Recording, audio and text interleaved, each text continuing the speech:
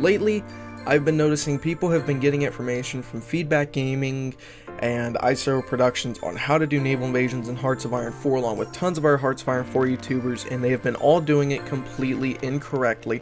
So today I'm going to show you guys the right way to do naval invasions and pretty much always get a beachhead.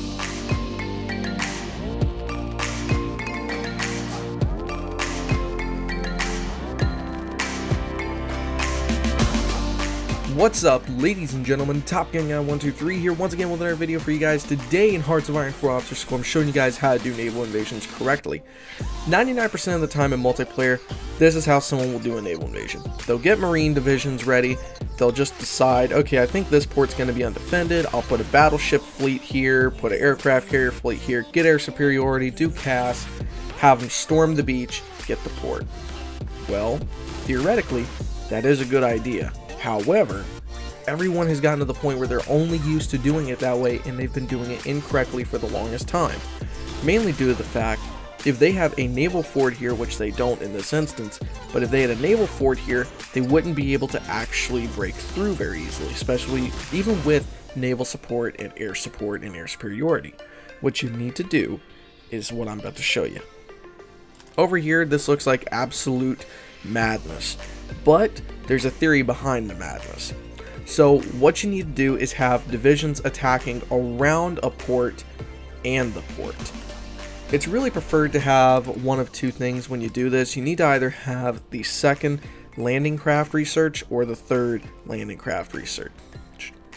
The first one here, as you can see, you get 10 right off the bat for naval invasion capacity. That means you can have 10 divisions. You can do this, which gives you plus 40, which means you can have 50 in total, and then this one here will give you plus 50 or 100, so you can do 150 divisions. So if you're going against a really good player and you need to land pretty much the entire US Army over there to get rid of them, you might want to wait until you get advanced.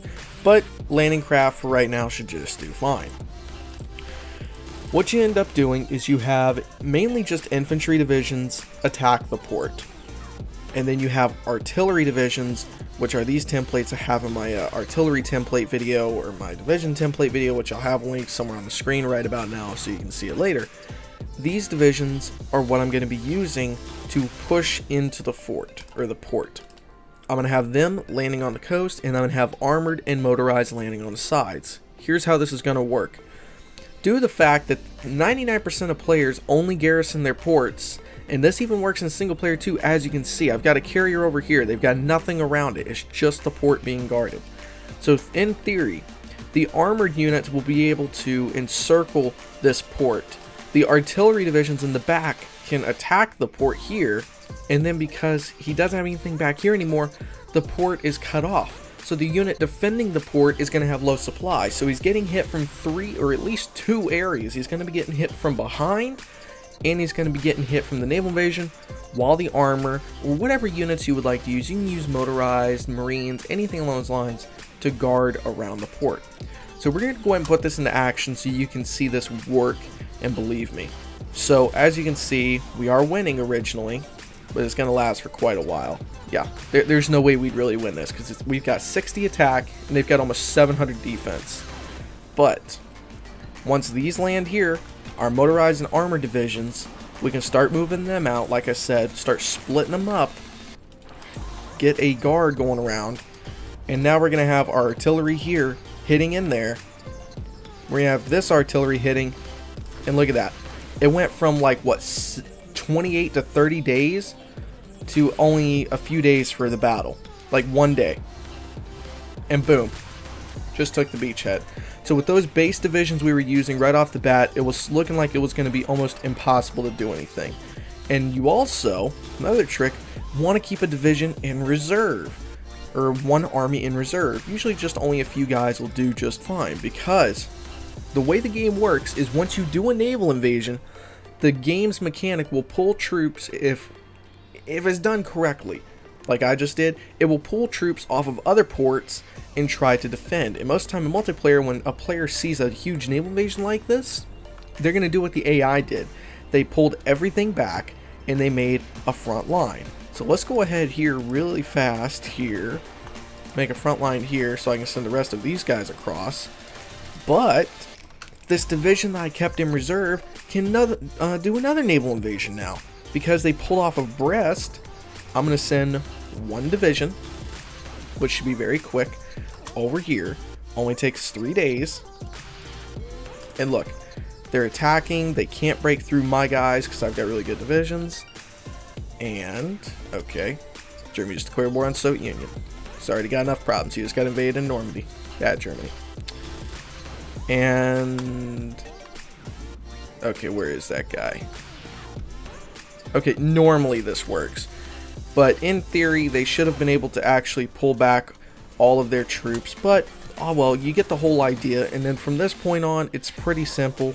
Obviously, because you've got most of the beachhead, you can just start pushing into Europe. And it's very simple from there.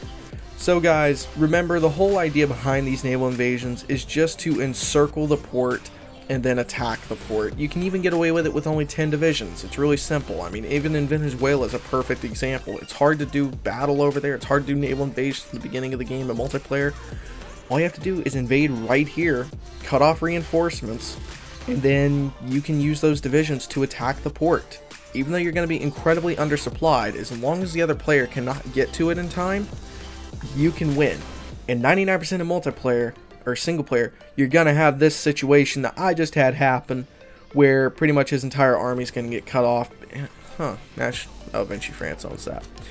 Anyway, guys, hopefully this video helped you out. Hopefully it really fixed the idea of the correct way to do naval invasions. And you know what? Just before we go, I really want to be proving myself right about this, because I'm sure they've at least pulled off a Dunkirk in my opinion. Alright, before I even did anything, you can actually see the AI really did pull stuff off of Dunkirk. He's still got this front line going here, but it happens occasionally. Sometimes the AI will pull troops off the coast. I mean, you can see here in this port here, they pulled them off. Again, it's very simple. It's very easy to do. You just kind of have to think about it. You have to strategize in your mind, which is what Hearts of Iron is really designed about anyway. So guys, hopefully this video helped you out. If it did, please don't forget to leave a like down below and help me share this video, so maybe one day I actually will get big on YouTube instead of just staying around the area I've been at for a long time.